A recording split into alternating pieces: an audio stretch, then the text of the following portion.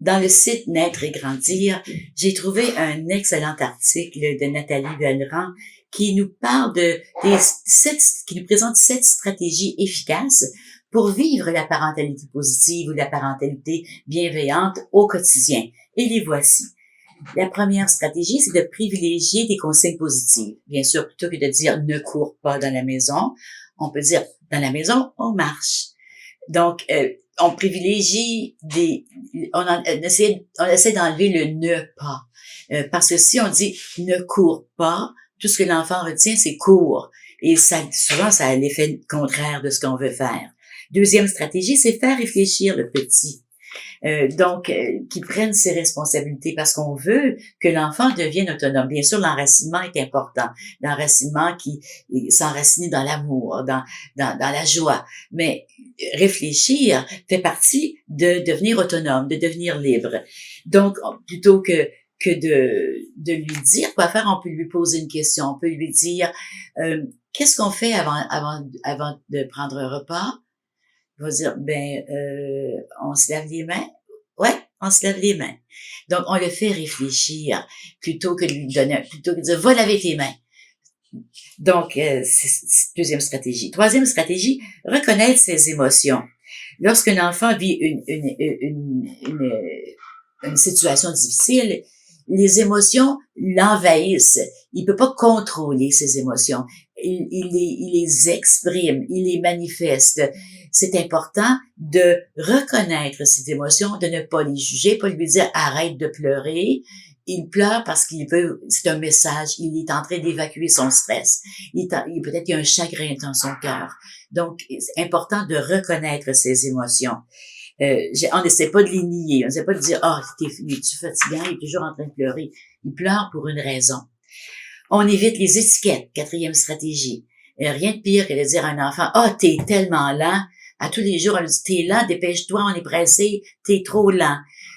On essaie de dire de façon positive le premier rendu à la voiture, c'est lui qui gagne. Où on essaie de trouver des façons qui sont plus amusantes et que de lui dire dépêche-toi, t'es lent, ou bien comment ça se fait que t'as pas réussi ton test encore une fois. Donc des étiquettes, que ce soit positif ou négatif, à dire à un enfant t'es tellement bon, et il va penser qu'il faut toujours qu'il soit bon et qu'il peut jamais se tromper. Donc important de reconnaître, de dire à l'enfant des commentaires, si on a des commentaires à dire, des observations, mais sans mettre des étiquettes sur le nom. Aussi, quand on reprend un enfant pour quelque chose qu'on veut, un comportement qu'on veut qu'il change, après qu'on a repris, c'est fini. On continue pas à être fâché toute la journée. C'est fini. On arrête. Cinquième stratégie, préférer la réparation à la punition. Si un enfant fait une bêtise, plutôt que de le punir, on sait que ça donne rien. La punition, premièrement, c'est humiliant. Deuxièmement, la science nous démontre que ça donne absolument rien. Il va le refaire. Peut-être que ça va donner quelque chose sur le champ, mais c'est tout. Donc, plutôt que de le punir, on essaie de lui demander de réparer, de refaire. On lui montre comment faire. Peut-être qu'il n'a pas les compétences pour faire ça. Peut-être qu'il sait pas comment. Donc, c'est important de préférer la réparation à la punition. Sixième stratégie, encourager les bons comportements.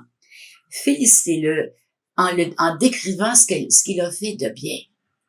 Quand je t'ai vu parler à ton petit ami et lui prêter ta bicyclette, j'ai trouvé ça vraiment très bien. Pas lui faire des compliments pour rien, pas le féliciter pour des choses qui ne sont pas vraies, mais féliciter en faisant remarquer ce que vous avez vu et ce que vous avez entendu qui vaut la peine d'être souligné. Et septièmement, évitez de lui prêter des intentions. Par exemple, vous allez dans un magasin, puis le petit dit regarde le beau toutou. T'en as assez de toutous, là, je t'achète rien aujourd'hui. Tout ce qu'il veut, c'est vous pointer les toutous. Alors, une autre chose qu'on peut dire, c'est oui, il est beau le toutou, je sais que t'aimes vraiment ça, les toutous. C'est oui. Je me souviens de mon petit-fils, Albin, justement, qui aime beaucoup les toutous, puis qui m'avait montré un toutou. Et puis, il y avait quelqu'un dans les alentours qui était pas de la famille qui disait cet enfant-là est tellement gâté, il y en a trop de toutous. Il avait regardé la dame, puis il avait dit, je veux rien montrer le toutou à ma maman. Et donc, il avait compris que c'est pas parce qu'il montre quelque chose, pas parce qu'il pointe quelque chose qu'il veut nécessairement. On leur prête trop souvent des intentions. Donc, attention, on lui dit, on prête pas des intentions aux enfants. Donc, les 7 stratégies, vous les trouvez sur le site de Naître et Grandir. Un site excellent si vous cherchez des stratégies, des textes, toutes sortes d'idées en parentalité bienveillante.